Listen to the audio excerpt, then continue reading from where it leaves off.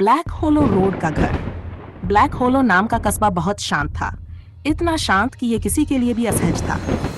घने जंगलों के बीच बसा ये कस्बा समय में ठहरा हुआ लगता था। कस्बे के बीचों बीच एक पुराना जर्जर घर खड़ा था, जिसे लोग होलो हाउस कहते थे। इस घर के बारे में कहा जाता था कि ये श्रापित है और जो भी इसमें प्रवेश करता है वह कभी वापस नहीं आता। सारा और उसके दोस्त ये सब बस एक कहानी समझते थे।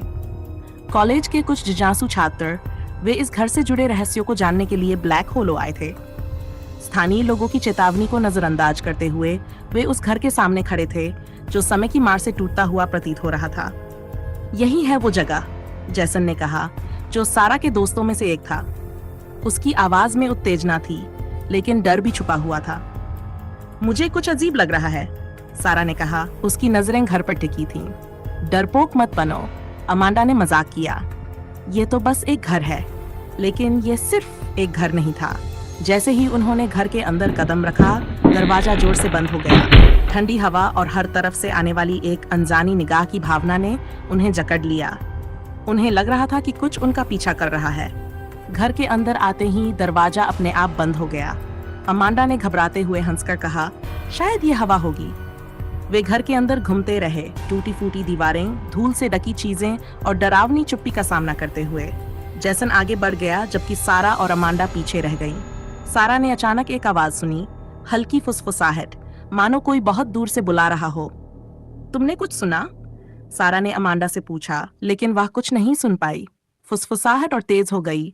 शब्द साफ नहीं थे, पर उनकी आवाज से स्पष्ट था कि वह कुछ खतरनाक था। जैसन, ये तुम्हारा कोई मजाक है? सारा ने कांपती आवाज में पुकारा। कोई जवाब नहीं आया, केवल फुसफुसाहट अब और नजदीक आ रही थी। तभी जैसन सामने से दौड़ता हुआ आया। उसका चेहरा सफेद पड़ चुका था। हमें यहाँ से निकलना होगा, उसने कांपते हुए कहा। परछाइयां चल पड़ीं। उन्होंने बाहर जाने की कोशिश की, लेकिन दरवाजा नहीं खुला। जैसन ने दरवाजे को जोर से खींचा, पर वह टस से मस नहीं हुआ। ऐसा लग रहा था जैसे घर ने उन्हें अंदर कैद कर लिया हो। यह दरवाजा पहले बंद नहीं था, जैसन चिल्लाया, दरवाजे को पीटते हुए। रुको, सारा ने डरते हुए कहा, कुछ सुनो। फुसफुसाहट अब चारों तरफ गूंज रही थी, जैसे कोई मंत्र पढ़ा जा रहा हो। तभी सारा ने देखा, दीवारों पर परछाइयां चल रही थीं। वे मानो जिंदा हो, दीवार से उतरकर फर्श पर रेंग रही थीं। वे धीरे धीरे उनके करीब आ रही थीं। तुमने ये देखा? सारा ने घबराकर पूछा।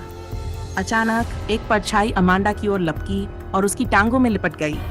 अमांडा जमीन पर गिर पड़ी और चीखने लगी। जैसन और सारा ने उसे बचाने की कोशिश की, लेकिन परछाई ने उसे खींचकर अंधेरे में गायब कर दिया। उसकी चीखें घर के हर कोने में गूंजती रहीं और फिर एकाएक शांत हो गईं। अमांडा अब गायब थी। उसके चीखों की गूंज घर में फैली थी। जैसन और सारा वहीं खड़े रहे, सदमे में डूबे हुए। हमें उसे ढूंढना होगा, जैसन चिल्लाया, पर सारा उसकी आंखों में डर देख सकती थी। वे घर के भीतर भागे, हर कमरे को खोलकर अमांडा को खोजने लगे। आखिरकार वे एक छोटे से कमरे में पहुंचे, जहां दीवारों पर खून के धब्बे लगे थे। कमरे में हर जगह खून के दाग थे, कुछ पुराने और कुछ ताजे। कमरे के बीचों बीच अमांडा का एक जूता पड़ा था, खून से सना हुआ और फटा हुआ। हमें यहाँ से भागना होगा, सारा ने कांपते हुए कहा। जैसे ही वे कमरे से बाहर निकले, दरवाजा फिर से जोर से बंद हो गया। फुसफुसाहट फिर से शुरू हो गई, इस बार और तेज, और उनके चारों ओर से आने लगी। अंधेरे में कुछ बड़ा और भयानक उभरने लगा था। कमरे में अचानक ठंड बढ़ गई और हवा में सड़न की गंध फैल गई। कोने से एक काली आकृति उभरने लगी, लंबे टेढ़े मेढ़े अंग और जलते हुए लाल आंखों वाला एक भयावह प्राणी। जैसन ने पीछे हटते हुए कहा, ये क्या है? प्रेतात्मा ने कोई जवाब नहीं दिया। उसकी आंखों से छलकता डर सब कुछ बयां कर रहा था। वह आत्माओं की भूखी थी। अचानक वह जैसन की तरफ लपकी। जैसन ने चीख मारी, लेकिन कुछ ही पलों में उसका शरीर ठंडा और निर्जीव हो गया। प्रेतात्मा ने उसकी आत्मा को निगल लिया था। सारा केवल खड़ी होकर ये सब देखती रह गई। उसकी आंखों से आंसू बहने लगे। वह अकेली थी। वह भागी, हर तरफ से आती फुसफुसाहटों के बीच अंधेरे में दौड़ती रही। घर का हर दरवाजा बंद हो चुका था, रास्ता काटते हुए। हर कोने में परछाइयां उसके पीछे थीं, उसे पकड़ने के लिए। सीढ़ियों के ऊपर एक टूटी खिड़की दिखाई दी। बिना सोचे उसने अपनी कोहनी से कांच तोड़ा और खुद को बाहर धकेलने लगी। कांच से कटते हुए भी वह अपनी जान बचाने के लिए संघर्ष करती रही। बाहर की ठंडी हवा ने उसे थोड़ी राहत दी और वह खिड़की से बाहर निकल आई। जैसे ही उसने पीछे मुड़कर देखा, उसे वह दिखे जैसन और अमांडा खिड़की के पास खड़े, उनकी आंखें खाली और शरीर भूतिया। वापस आओ, उन्होंने कहा। उनके चेहरे विकृत और डरावने थे। सारा चीखते हुए वहां से भागी। पीछे से घर की डरावनी हंसी उसके कानों में गूंज रही थी।